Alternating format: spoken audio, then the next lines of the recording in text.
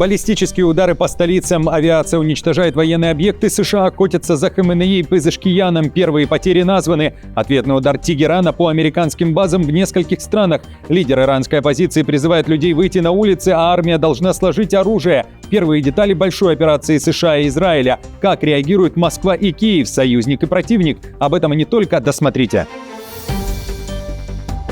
Друзья, всем привет, это «Время Прядко», коротко, четко и по делу о том, о чем говорят в мире. Не часто происходят подобные события, поэтому это второй выпуск за день и главные заявления. И я начинаю.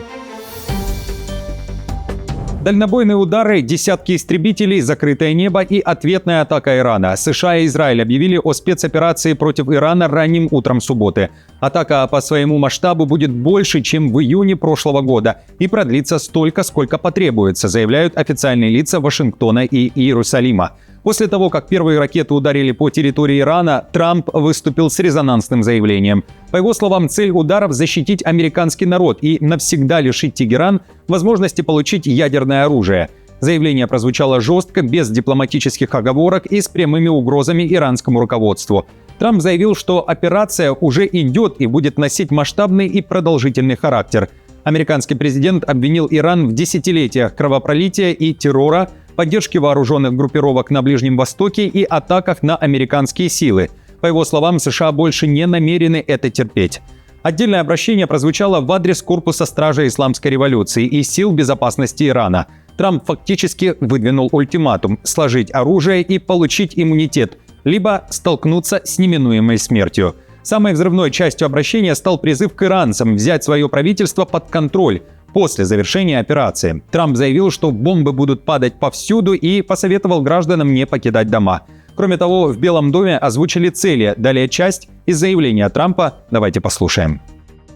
Мы уничтожим их ракеты и сравняем с Землей их ракетную промышленность. Она будет полностью снова уничтожена. Мы уничтожим их военно-морской флот. Мы обеспечим, чтобы террористические прокси в регионе больше не могли дестабилизировать регион или мир и нападать на наши силы. И больше не использовали самодельные взрывные устройства или придорожные бомбы, как их иногда называют, чтобы так тяжело ранить и убивать тысячи и тысячи людей, включая многих американцев.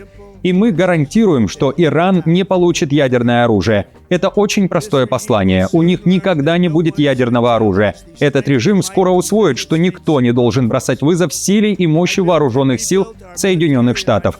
Членам Корпуса Стражей Исламской революции, вооруженных сил и всей полиции я говорю сегодня: вы должны сложить оружие и получите полный иммунитет. Или в противном случае столкнетесь с неминуемой смертью. Сложите оружие, с вами будут обращаться справедливо, с полным иммунитетом, иначе вас ждет верная смерть.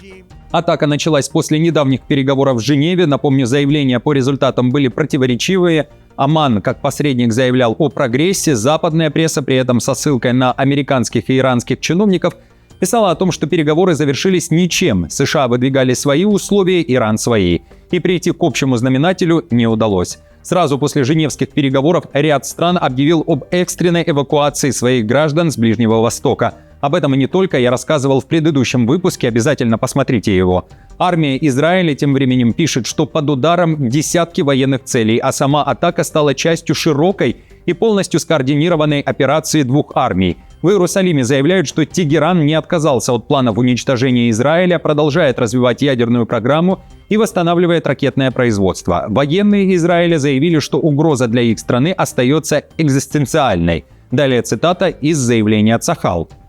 Кроме того, режим продолжил финансирование, подготовку и вооружение своих прокси-структур, размещенных на границах Израиля. Эти действия представляют собой экзистенциальную угрозу государству Израиль и создают опасность для Ближнего Востока и мира в целом. В месяце, предшествовавшие удару, между Цахалом и вооруженными силами США проводилось тесное и совместное планирование, что позволило осуществить масштабный удар в полной синхронизации и координации между двумя армиями. Издание Axios пишет, что первый удар был нанесен в районе объектов, связанных с верховным лидером Али Хаменеи и президентом Ирана Пезешкияном. Кроме того, под атакой были Минобороны, Организация по атомной энергии, Министерство разведки и другие военные комплексы. Американские и израильские чиновники сообщили Axios, что любая операция, вероятно, будет гораздо масштабнее, чем в прошлом июне, когда США нанесли удары по 3 иранским ядерным объектам, прежде чем искать перемирие. Трамп утверждает, что те объекты были уничтожены. Нетаньяху дал операции против Ирана название «Рык льва». В Пентагоне при этом заявляли об операции «Эпическая ярость». И также Нетаньяху заявил, что США и Израиль создадут условия, которые позволят, далее цитата, «мужественному иранскому народу сбросить с себя ярмо этого убийственного режима». Кроме того, Нетаньяху заявил, что цель операции – ликвидировать ядерную ракетную угрозу Израилю. Израильский премьер также заявил, что бездействие означало бы ядерный Иран с десятками тысяч ракет, поэтому страна готова заплатить высокую цену ради безопасности. Далее также цитата. «Я хочу обратиться к гражданам Ирана. Вы, граждане Ирана и иранская армия Артеш, вы не наши враги, и мы не ваши враги. У нас есть общий враг – убийственная клика Аятол, которая поработила вас с помощью репрессивных сил Корпуса Стражи Исламской революции и Васидж. Именно они довели вашу прекрасную страну до упадка. Именно они причинили вам страдания. Поэтому в полном согласовании с президентом Соединенных Штатов я говорю вам, каждый, кто сложит оружие, включая представителей сил режима, обеспечит свою безопасность и свое будущее». В первые часы представители Ирана вообще никак не комментировали начало войны, никаких сообщений, однако их комментарий был в виде мощного ответного удара. Силы Тегерана ударили по американским базам. Сообщалось, что иранцы направили ракеты по логистическому объекту ВМС США в Бахрейне. Иран одновременно нанес ракетный удар и по Израилю, а также ОАЭ и Катару. Взрывы прозвучали даже в Дубае. Появились сообщения об эвакуации из элитных небоскребов города. В Москве назвали действия Ирана и США агрессией. Посольство РФ в Иране выпустило такое заявление.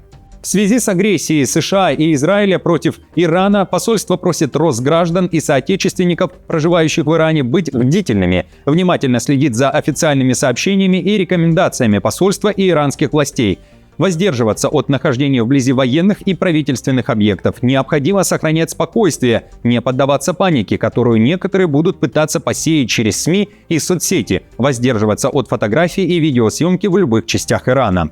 Украина поддержала действия Вашингтона и Иерусалима. Киев заявил, что поддерживает народ Ирана, но не иранскую власть. В МИД Украины считают, что у Тегерана было время и возможность сделать все так, чтобы избежать войны и ударов по своей территории. Также цитирую. «Иранский режим десятилетиями терроризирует регион и поддерживает и финансирует терроризм и террористов, которые несут нестабильность в другие страны. Издевается над своим народом, поэтому мы всегда на стороне иранского народа, именно народа. И систематические нарушения прав человека, жестокие репрессии, преследования говорят о том, что существует внутренний кризис в этом государстве, и акцентирую внимание на том, что иранский режим имел возможность предотвратить силовой сценарий, и ему давали шанс найти выход».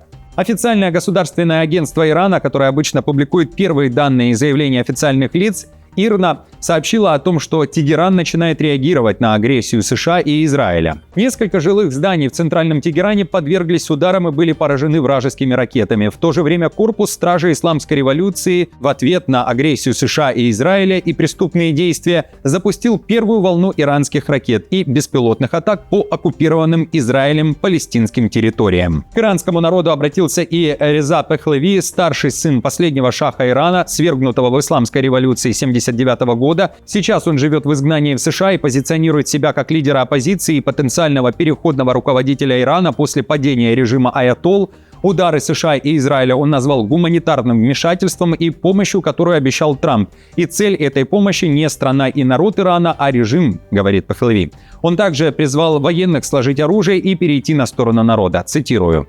Однако, несмотря на прибытие этой помощи, окончательная победа все равно будет достигнута нами. Именно мы, народ Ирана, завершим эту задачу в этой последней битве. Время возвращения на улицы приближается. Теперь, когда Исламская республика рушится, мое послание военным, правоохранительным органам и силам безопасности страны ясно. Вы приносили присягу защищать Иран и иранскую нацию, а не Исламскую республику и ее лидеров. Ваш долг защищать народ, а не режим, который взял нашу родину в заложники посредством репрессий и преступлений.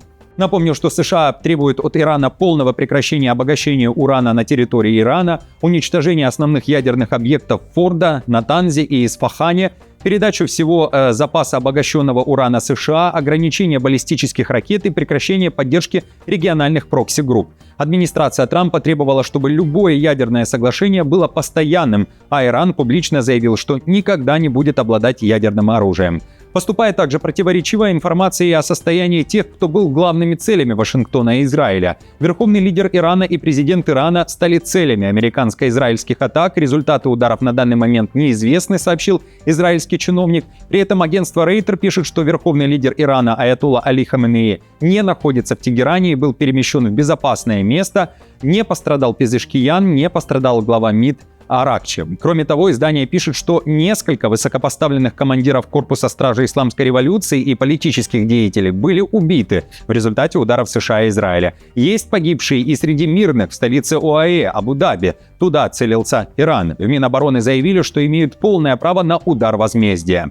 Министерство подчеркнуло, что данное нападение является грубым нарушением национального суверенитета и международного права, и что государство сохраняет за собой полное право ответить на эту эскалацию и принять все необходимые меры для защиты своей территории, своего народа и проживающих в стране лиц, а также для обеспечения сохранения суверенитета, безопасности и стабильности и защиты своих интересов и национальных ресурсов. Мировые издания на данный момент пишут, что все указывает на то, что эта военная операция будет многодневной и несет большие риски, в том числе и для тех, кто ее начал, в частности для Трампа. Детальнее об этом и не только уже в следующем выпуске. Я напомню, посмотрите также утренний выпуск, это очень важно. И, друзья, спасибо всем вам за поддержку, хороших новостей и до встречи уже завтра.